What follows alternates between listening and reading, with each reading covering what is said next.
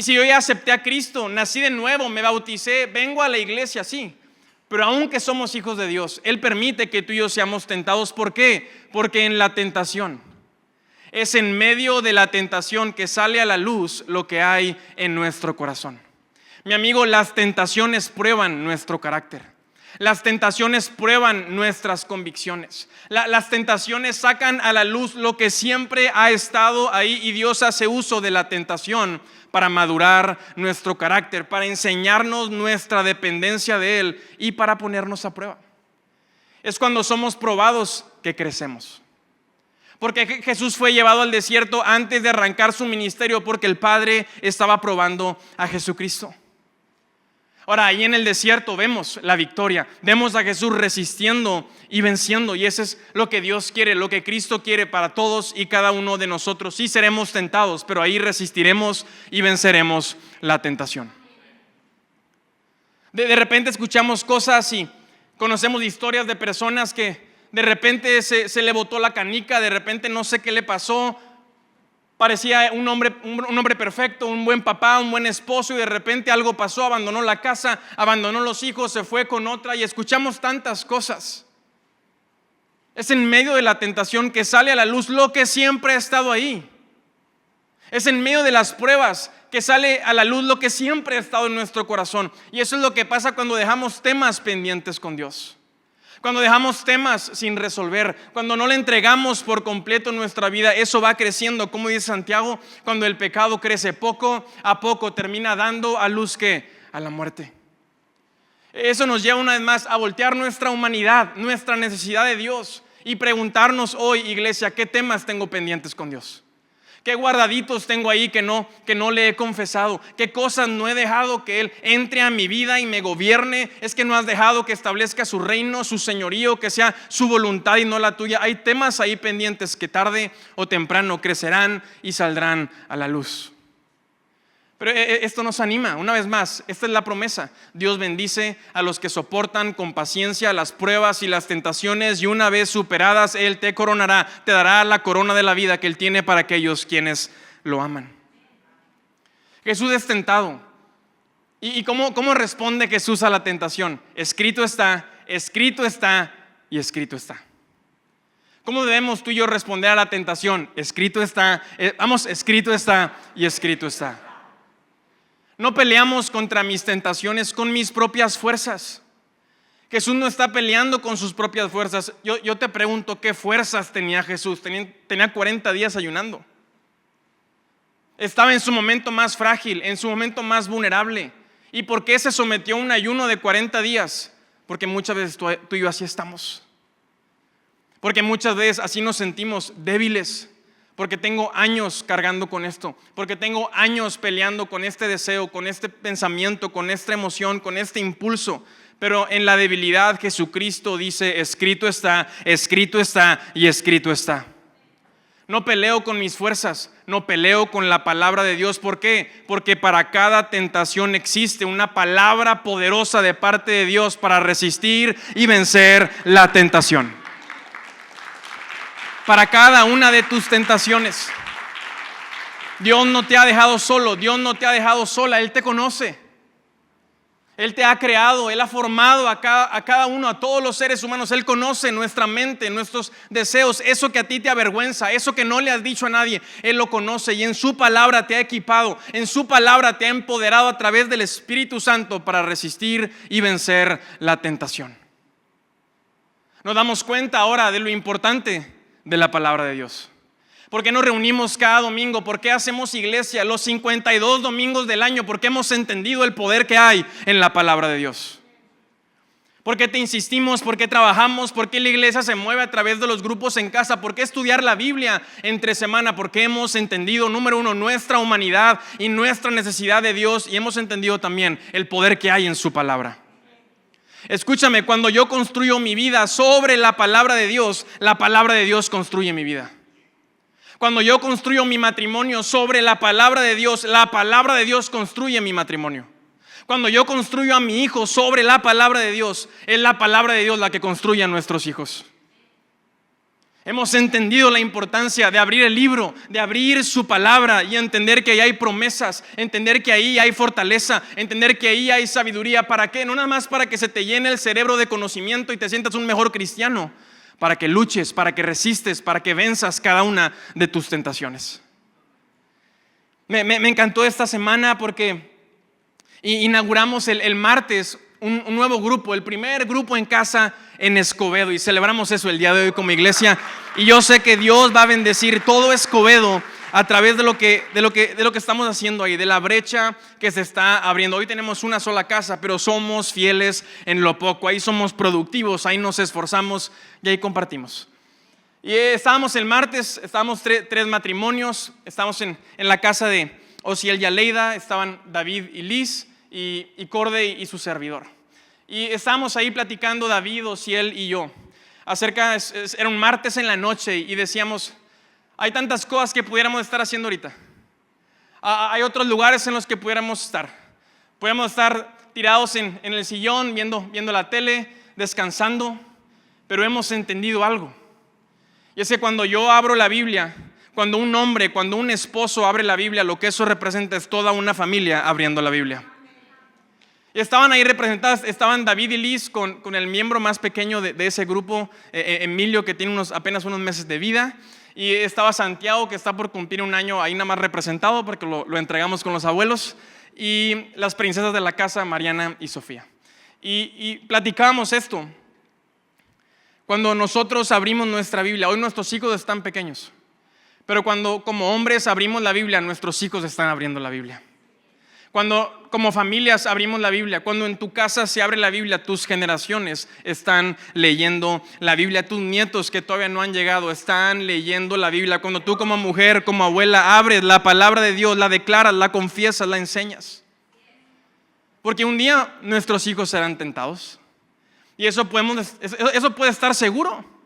Hoy están pequeños, pero tenemos alrededor de unos 18 años para que se conviertan en adultos, en mayores de edad y tomen sus propias decisiones. Y yo te aseguro, por más que queramos protegerlos y por más que queramos abrazarlos y por más que queramos construir una burbuja alrededor de ellos, ellos serán tentados.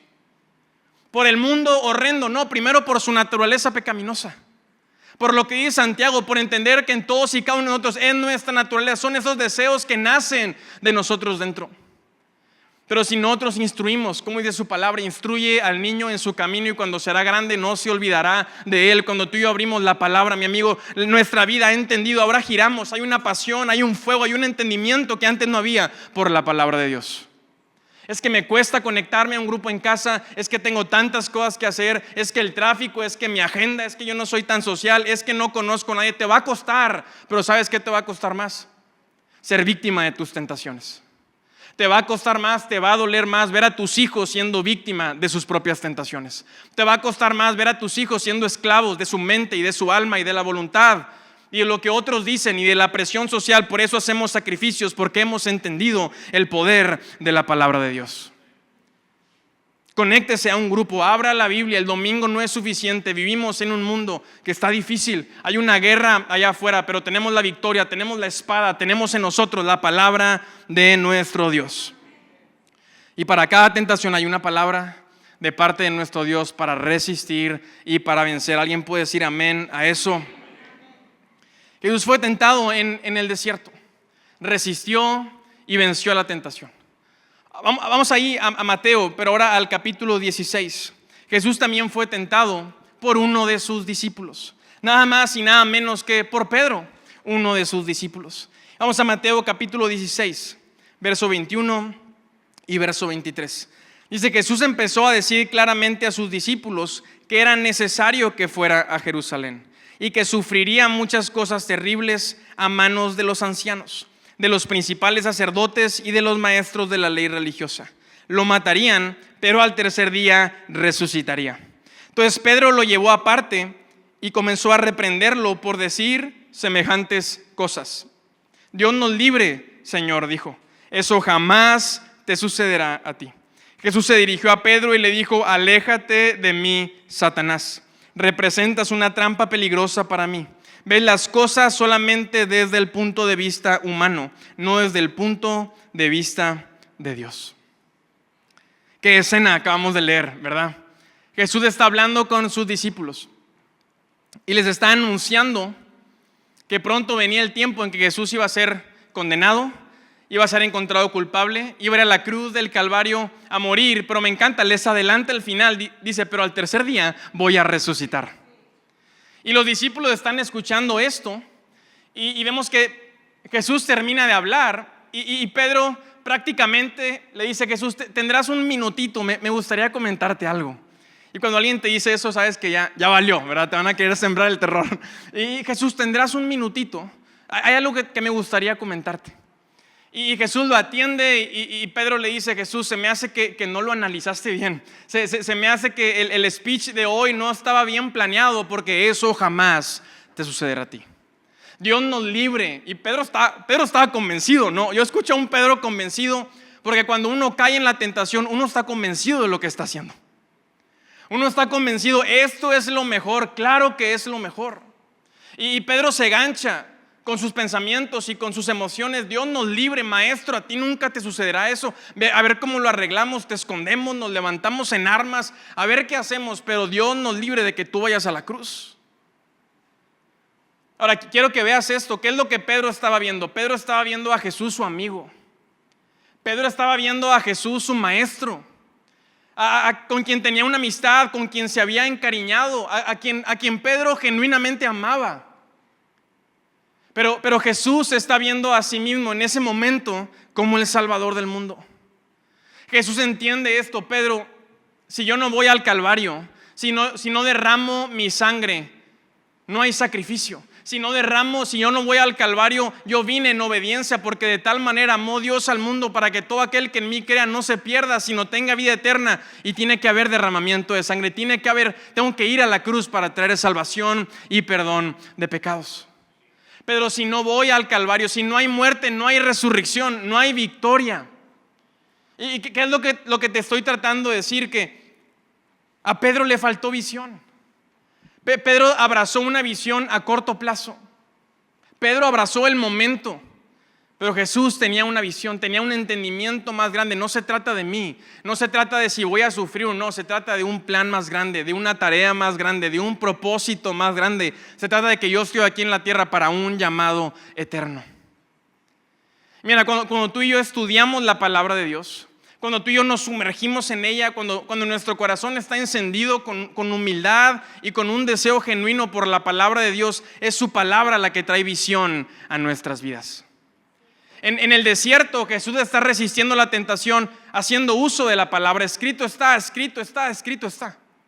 Pero en Mateo 16 Jesús simplemente está teniendo visión. ¿Qué te quiero decir? Que muchas veces lo que tú necesitas para vencer la tentación es tener visión.